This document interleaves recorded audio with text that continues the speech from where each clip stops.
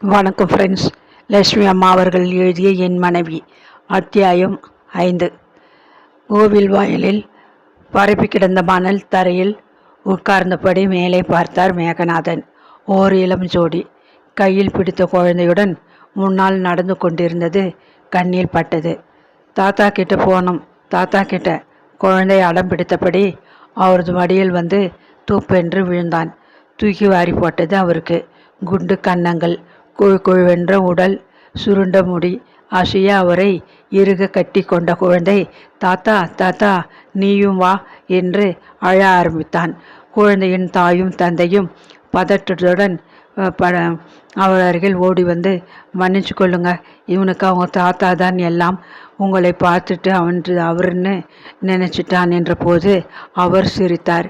குழந்தையும் தெய்வமும் கொண்டாடும் இடத்தில் என்பாங்க. அவங்க தாத்தா ரொம்ப செல்லம் கொடுத்துருப்பார் போல இருக்கு. குழந்தையை தூக்கி நெற்றியில் லேசாக முத்தமிட்டார். நீ அப்பா அம்மா கூட கோவிலுக்கு போயிட்டு வா கண்ணா, தாத்தா இங்கேயே உட்கார்ந்துக்கிட்டு இருக்கேன். சமாதானம் சொன்னதும் குழந்தை அரைமனதாக எழுந்தது. உனக்கு நடக்க முடியலையா தாத்தா? நான் கை பிடிச்சிக்கிறேன், என் கூட வா, கூட்டிகிட்டு போகிறேன். மழையில் கொஞ்சியது. இல்லை கண்ணா, நீ போயிட்டு வா, எனக்கு காலை வலிக்குது. தாத்தா சொன்ன கேட்பே இல்லை. குழந்தை தலையை ஆட்டியது. நீ இப்போ போயிட்டு வா. திரும்பி பார்த்தபடி பெற்றோரின் கையை பிடித்து கொண்டான் குழந்தை. அவர்கள் போவதையே பார்த்தபடி அமர்ந்தவர் மனதில் கசப்பான உணர்வு மீண்டும் தலை தூக்கியது. அவருக்கு சொந்த பேரனோ பேத்தியோ பிறக்கலாம். அந்த பேர குழந்தை இப்படி ஒரு பாசத்தோடு அவரிடம் வந்து ஒட்டி கொள்ளுமா? குழந்தைகளுக்கு கள்ளமில்லா உள்ளம் உண்டு என்பதை அவரும் அறிவார். ஆனால் அவரது மருமகள் உள்ளத்தில் தேக்கி வைக்கப்பட்டிருக்கும் நெருப்பு என்ற விஷம் குழந்தை உள்ளத்திற்கு பரவ எத்தனை வினாடிகள் தேவைப்படும்? ஏன் இவ்வளவு பெரிய ஆண் பிள்ளை, படித்தவன், உலக அனுபவம் கொண்ட இளைஞன் நரேந்திரன், அவனே பெற்ற தகப்பனிடம் பாசத்தை ஒழித்துவிட்ட பிறகு அவர்கள் இருவருக்கும் பிறக்க போகும் குழந்தையா இவரிடம் அன்பை பொழிய போகிறது? சுகுணா வேறு குடும்பத்திலிருந்து வந்தவள். அவள் மீது முழுவதுமாக அவர் குற்றம் சாட்ட தயாராக இல்லை. புக்ககத்தில் நடந்து கொள்ளும் முறைகளை பற்றியோ பழக்க வழக்கங்களை பற்றியோ எடுத்து கூறி அவளை வழிபடுத்த மாமியார், நாத்தனார் அல்லது நரேந்திரனது உறவு வழி பெண்கள் எவருமே இல்லை. தந்தையும் மகனும் உள்ள அந்த சிறு குடும்பத்தில் அவளாகவே தெரிந்து கொண்டு அன்புடன் வாழ கற்றுக்கொண்டிருக்கலாம். ஆனால் அவளுக்கு அதற்கு தேவையான பொறுமை இல்லை. மேகநாதன் மெல்ல முறவளித்தார். சுகுணாவிற்கு வாழ்க்கையில் வாழ்ந்து விட வேண்டும் என்ற துடிப்பு, விதவிதமாக உடுத்தி வேடிக்கை வினோதங்களில் ஈடுபட்டு சந்தோஷமாக பொழுதை கழிக்க வேண்டும் என்ற ஆவேசம். கடைகளுக்கு போனால் காய்கறிகள் வாங்குவதில் அவளுக்கு நாட்டமிராது. அருகில் உள்ள துணி கடை, பாத்திரக்கடை, நகைக்கடை என்று புகுந்து புறப்பட்டு விடுவாள். புதுசாக வந்திருக்கும் இந்த ஃபேஷன்லே தூசாவுன்னு பேர். எத்தனை அழகான டபுள் ஷேட் பாத்தியா நரேன்? மயில் கழுத்து புடவை போல் 2 நிறம், பச்சையும் நீளமுமாக. அழகா இல்லை? பொறிந்து கொட்டுவாள். பண்டிகை நாட்களில் என்ன பலகாரம் செய்வது, எப்படி கொண்டாடுவது என்ற கவலையெல்லாம் அவள் பட்டதே இல்லை. என்ன வாங்குவது என்பதே அவளது கவலை. ஒரு முறை அவளது பிறந்த நாளை ஆஃபீஸ் தொல்லையில் நரேந்திரன் மறந்து விட்டிருந்தான். அவ்வளவுதான். வீடு 2 படம் அளவு விஷயம் விபரீதமாகி விட்டிருந்தது. 2 நாள் முகம் கொடுத்து பேசாமல் அவனை நரக வேதனைக்கு உள்ளாக்கிய விஷயம் மேகநாதனுக்கு தெரியும். சிறுசுங்க அப்படிதான் இருக்கும் என காணாத பாவனை காட்டிவிட்டு தலையிடாமல் இருந்து விட்டார். 3ஆம் நாள் அமெரிக்கன் ஜார்ஜெட் சேலையில் அவர்கள் இருவருக்கும் சமாதான உடன்படிக்கை கையெழுத்தாகிவிட்டதைக் கண்டு நிம்மதி பெருமூச்சு விட்டார். ஒருவேளை திருமணமாகி எல்லோரையும் போல ஒரு குழந்தை பிறந்து விட்டிருந்தால் சுகுணாவின் குணம் மாறியிருக்குமோ? தாத்தா தாத்தா என்ற பேரனோ பேத்தியோ அவரது மடியில் கொஞ்சி விளையாடி வாழ்வில் ஆனந்தத்தை கொடுத்திருப்பார்களோ? சுகுணாவும் நரேனும் அவரிடம் சற்று மரியாதையுடன் நடந்திருப்பார்களோ? நாம் இருவர், நம்மை போல் இருவர் என்ற இந்த காலத்தில் பிறந்தவர்கள் அவர்கள். இனி ஒன்றே பெருக, அதிலும் நன்றே பெருக, அன்றே பெற வேண்டாம் என்ற கொள்கையை அனுசரித்து விட்டவர்கள். பேரனாவது பேத்தியாவது தலைமுறை இடைவெளியை இட்டு நிரப்ப எங்கே முடிய போகிறது? பெருமூச்சு விட்டார் மேகநாதன். என்ன மேகா, தனியாக உட்காந்துட்ட? உன்னை எங்கெல்லாம் தேடுறது? சுந்தரத்தின் பலத்த குரல். சிந்தனை கலைந்தவராய் தலையை அசைத்தார். காற்று நல்லா வருது, இப்படி உட்காரலாம்னு நினைச்சேன். உன் வீட்டு பக்கம் போனேன். வழக்கம் போல குரல் கொடுத்துட்டு நின்னேன். அவர் சொல்லாமல் விட்டது இதுதான்.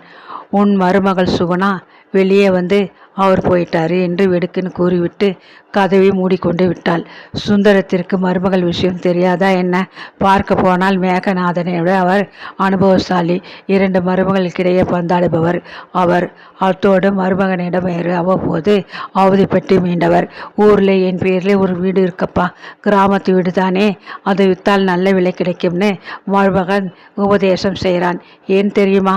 சட்டப்படி ஒரு பங்கு சொத்து என் பொண்ணுக்கு, அதை வாங்கி அப்படியே பிசினஸில் போடணுமாம். அந்த துடிப்பு அவனுக்கு. மருமகள்கள் எண்ணம் வேறு. மேகநாதனுக்கு அதுவும் தெரியும். சிறியவள் நான் சின்னவ, அப்பா மூத்தவகிட்ட தான் இருக்கணும் என்று தள்ளி விடுவாள். பெரியவள் எப்பவும் ஒரே இடத்தில் இருந்தால் போர் அடிக்காது என்று சின்னவள் வீட்டிற்கு அனுப்ப பார்ப்பாள். உள்ளூரிலேயே மகன்கள் இருந்துவிட்ட தொல்லை வேறு அவருக்கு.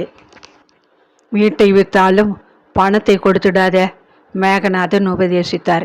அடிக்கடி இருவருமே பலமுறை ஹோட்டலுக்கு கூட்டாக சென்று பசியாறியதும் உண்டு. என்ன பசிருக்கிற? சுந்தரம் கேட்டபடி பக்கத்தில் அமர்ந்தார். சிரிக்காம என்ன அழவா முடியும்? நாமும் மேல் நாட்காரங்களைப் போல தனிமையில் வாழ கற்றுக்கணும். சுந்தரம், இந்த பந்தம் பாசம் எல்லாவற்றையும் தொடர்ச்சி எரிஞ்சிட்டு போயிடணும், வெறுப்புடன் கூறிய அவரை உற்று பார்த்தார் சுந்தரம். ரொம்ப சரியானா? அதே மேல் நாட்டுக்காரவங்க இப்போ நம்மளை போல கூட்டு குடும்பமாக வாழணும்னு ஆசைப்படுறாங்க. இதுக்கு என்ன சொல்கிற? கூட்டு குடும்பமாக வாழாட்டா கூட பரவாயில்லையா சுந்தரம்? அவங்கள பெற்ற தகப்பனையோ தாயையோ பாரமாக நினைக்காம வாழ கற்றுக்கிட்டா சரி. மனத்துணியில் பரவிய கசப்பு வார்த்தைகளில் வடிந்தன. பணம், பதவி எதையும் அவர் கேட்கவில்லை. ஏன், முதுமை காலத்தில் தேவைப்பட்ட ஓய்வு, அதை பற்றி கூட அவர் பெரிதும் பாராட்டவில்லை. ஓடி ஆடி உழைக்க தயாராக இருந்தார். கண்ணன் என் சேவகன் என்ற பாரதியார் பாடல் வருவதைப் போல எல்லாமாக இருக்க அவர் உடன்பட்டிருந்தார். ஆனால் அன்பு ஒரே ஒரு அன்பான சொல். அப்பா, உங்களுக்கு என்ன வேணும்? நீங்கள் எப்படி இருக்கீங்க? ஊஹும். அந்த வார்த்தைகளின் மூலம் எங்கே பாசம் ஒட்டி கொண்டு விடுமோ என்ற பயமோ அவர்களுக்கு கண்ணிமைகளில் லேசாக நீர் சுட்டது. நீ தீபாரதனை நடக்குது, புறப்படு. மணலை உதறிவிட்டு சுந்தரம் எழுந்தார். மணலுடன் பாசத்தையும் உதற முயன்றவராய் மேகநாதன் எழுந்து கோயிலுக்குள் சென்றார். விநாயக பெருமான் விபூதிக்காக பணிந்தபடி அவரை பார்த்து சிரித்தது போல ஒரு கணம் மறண்டு போனார் அவர். மகனே, உலக பந்தத்தை துறந்துவிடு என்பதை போல திருநூறு பூத்த மேனியாக பிள்ளையார் நின்றார். அத்தியாயம் 6. காலை முதல் வீட்டினுள்ளே அடைப்பட்டிருந்ததைப் போல மேகநாதனுக்கு ஓர் இறுக்கமான உணர்வு. முதல் மாலை சுகுணாவும் நரேனும் அலுவலகத்திலிருந்து திரும்பிய போது கிளம்பிய விவாதம் காரணமாக ஏற்பட்டிருக்கலாம். மேகநாதன் வேண்டா வெறுப்புடன் சாப்பாட்டு தட்டை கழுவி துடைத்தார். மனைவியோடு வாழ்ந்த காலத்தில் வீட்டு வேலை என்றால் என்ன என்பதே அறியாதவராய் வாழ்ந்து விட்டிருந்தார். என்னங்க, கொஞ்சம் பொரியல் வைக்கட்டுமா? கத்திரிக்காய் பொரியல் உங்களுக்கு ரொம்ப பிடிக்குமே. அவர் மனைவி கனகம் அன்புடன் கூறுவது காதில் ஒலித்தது. கனகம், இப்போ எனக்கு யார் சொல்ல போகிறாங்க அப்படி? பெருமூச்சுடன் சோற்றி அள்ளி தட்டில் போட்டுக்கொண்டு ஒரு கரண்டி குழம்பையும் கறியுமாக போட்டார். சாப்பாட்டு மேஜை மீது தட்டை வைத்த போது அவருக்கு தன் மீதே வெறுப்பு தோன்றியது. ஃப்ரிட்ஜை திறந்து செம்பில் இருந்த மோரை எடுத்து அருகில் வைத்தபடி அமர்ந்தார். குழம்பை சோற்றுடன் பிசைந்து உருட்டி வாயில் போட்டதும் மனைவி நினைப்பு அவரது நெஞ்சை தடைத்தது. ஒரே காரமாக சாப்பிடாதீங்க, வாயெல்லாம் புண் வந்துடும். ராத்திரியில் பால் சாப்பிடவும் மாட்டேன்னு மறுக்கிறீங்க, கனகம் கடிந்து கொள்வாள். சிந்தாதிரிப்பேட்டை ஒன்று குடித்தனத்தில் ஒரே அறைக்குள் எத்தனை மகிழ்ச்சியுடன் இருந்தார்கள். நரேந்திரந்து வீட்டை போல சோஃபா, டிவி, சாப்பிட மேஜை என்று எந்த விதமான வசதிகளும் இல்லாமல் ஆனால் நிம்மதியுடன் வாழ்ந்தார்கள். கனகத்திற்கு மட்டும் ஒரே ஒரு குறை, இயல்பாக எல்லா பெண்களுக்கும் ஏற்படக்கூடிய குறை. பிள்ளை இல்லையே என்ற வேக்கம். நம்ம குலம் விளங்க வேண்டாமா? கனகம் போகாத கோவில்கள் இல்லை, நோட்காத நோன்புகள் இல்லை. ராமேஸ்வரத்துக்கு போய் கணவன் சமேதரா கடல்லே மூழ்கிட்டு வந்தா பலன் கிடைக்குமாம். கனகம் கூறிய போது அவருக்கு எரிச்சல் வந்தது உண்மை. குழந்தை இல்லாட்டி என்ன கணக்கம்? நம்ம தலையில அப்படின்னு எழுதியிருந்தா நீயும் நானும் என்ன செய்ய முடியும்? இதுக்காக காசு எங்கே காமேஸ்வரம் எங்கேன்னு தேடிக்கிட்டு போக முடியுமா? மறுத்து பார்த்தார். கனகம் அவரிடம் கெஞ்சி கூத்தாடி வெற்றி அடைந்து விட்டாள். ராமேஸ்வரத்தின் அருளோ என்னவோ கனகம் தாய்மடைந்த போது மட்டிலா பெருமகிழ்ச்சி பொங்கியது. பிறக்கிறது எதுவானாலும் நம்ம குழந்தை நமது குலம் விளங்க வந்ததுன்னு இருக்கணும். ஆரம்பம் முதலே அவர் எச்சரிக்கை துவங்கியிருந்தார். கனகத்தின் ஆசைகள் எதிர்பார்ப்புகள் என்ன என்பதை அவர் நன்கு உணர்ந்திருந்தார். கனகம் விரும்பியபடி ஆண் குழந்தை, கஷ்டம் பிரசவம்தான். கனகத்தின் ஆசை நிறைவேறிவிட்டது என்ற நிம்மதி பெருமூச்சு விட்ட சமயம் கனகத்தின் அந்த ஆசை கடைசி ஆசையாகி போகும் என்பதை அவர் கண்டாரா என்ன? நல்ல வேளை கனகம் நீ உயிரோடு இல்லை. இருந்தா அவர் உதடுகள் நடுங்கின. உருட்டி போட்ட சோறு தொண்டைக்குள் சீக்கி இறங்க மறுத்தது. வயதான காலத்தில் மகன் உதவுவான் என்பது இந்த காலத்தில் எத்தனை தவறான கணிப்பு. மகன் மகள் என்பதெல்லாம் அவர் உடுப்பினைப்படிதான் அமையும். அவர் வயது ஒத்த இதர நண்பர்களின் வாழ்க்கையிலிருந்து அவர் பல படிப்பினைகளை தெரிந்து கொண்டிருந்தார். மகன்தான் சரியா இல்லை, மகளிடமாவது இருக்கலாம்னு நினைச்சேன். அங்கேயும் மருமகன் வேற்று மனுஷனாக்கி விட்டான் என்று புலம்புவர்களை பற்றி அவர் அறிந்தார். வயசானவங்கன்னு வேலை வெட்டி செய்யாமல் சதா கட்டிலேயே கிடந்து ஓய்வு எடுத்துக்கணுமா? போட்டதை சாப்பிட்டு முடிஞ்ச வேலையை செய்யலாமே என்பது இந்த கால மனோபாவம். ஒரு சமயம் வயசாட்சி என்ற சாக்கில் காலை நீட்டி கொண்டு அமர்ந்தபடி பிறரை ஏவி கொண்டிருக்கும் வயசானவர்கள் சிலர் இருக்கலாம். அவர்களால் ஒட்டுமொத்தமான பழி வயசானவர்களுக்கு வந்து விட்டிருக்கலாம். உங்கள் பாடெல்லாம் தேவலைப்பா, எனக்கு மனைவி இருக்கா, கொஞ்சம் காது கேட்காது. அது ஒரு விஷயத்தில் அவளுக்கு நல்லதாக போச்சு. ஆனால் மருமக திட்டுறது என் காதில் விழுதே, அழுத்து கொண்டார் ஒரு நண்பர். நல்ல காலம் கனகம் இருந்திருந்தால் அவளுக்கும் இந்த கைதான் ஏற்பட்டிருக்குமோ. கடந்த ஒரு சில தினங்களாக முணுமுணுப்புடன் ஆரம்பமான விவாதம் நேற்று அவர் காதுபடவே அடிபட்டது. அதே சாப்பாட்டு மேஜை அருகில் கனகத்தின் 3 பிரி சங்கிலி குத்தை அவர் பேங்க் லாக்கரில் வைத்து விட்டிருந்தார். அவளது ஞாபகார்த்த சின்னம் என்பது மட்டுமல்ல, அவர் உத்தியோக உயர்வு பெற்று முதலாக போனஸ் பணத்தில் வாங்கிய நகை என்ற காரணமும் கூட. மாதம் பிறந்தா வட்டி கட்டணுங்கிற, பிறகு வீட்டில் செலவுனா எப்படி வரும்? சுகுணா சீறினாள்.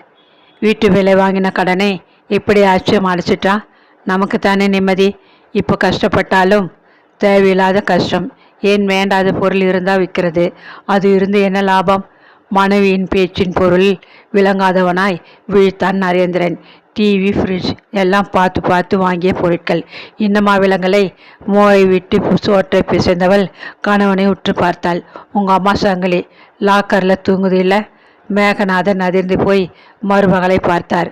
நரேந்திரன் அவமானத்தில் முகம் கருக்க மனைவியை முறைத்தான். ரொம்ப முறைக்காதே, நானா கழுத்தில் பூட்டிக்கிட்டு ஆஃபீஸ் போகிறேன்? லாக்கரில் கிடக்குது. இந்த காலத்தில் தங்க செயினை கழுத்தில் பூட்டிக்கிட்டு போனால் கழுத்தோட கொண்டுகிட்டு போயிடுவான். மேகநாதன் சற்று எரிச்சலை அடக்கியபடி கூறினார். அதனாலே தான் சொல்கிறேன், அனுபவிக்க முடியாத பொருள். 30 பவுன் சங்கிலி பவனமாக இருந்துச்சுன்னா கடனாவது அடையுமே. சுகுணா சுருக்கென குத்தினாள். தட்டிலிருந்து சோற்றை அலைந்தபடி நரேந்திரன் தலை குனிந்தான். எங்கள் அம்மாவோட ஞாபகத்துக்காக விட்டு வச்சிருக்கிற ஒரே சின்னம் அந்த சங்கிலி கொத்து. அதை விற்க முடியாது என்று அடித்து பேச அவன் ஏன் முன் வரவில்லை? மேகநாதனின் எரிச்சல் பீறி கொண்டு வந்தது. ஏம்மா, அந்த சங்கிலியை விற்று தான் உங்கள் கடனே தீக்கணுமா? 2 பேர் சம்பாதிக்கிறீங்க, ஒழுங்காக குடுத்தனம் செய்து மிச்சம் பிடிச்சா கடன் அடைஞ்சிடுவேன். மேலும் விற்கிறது சுலபம், வாங்கிறது கஷ்டம் என்றார் உறுதியுடன். சுகுணாவிற்கு அது போதாதா? தெரியுமே, உங்களுக்கு கொடுக்க மனசு வராது.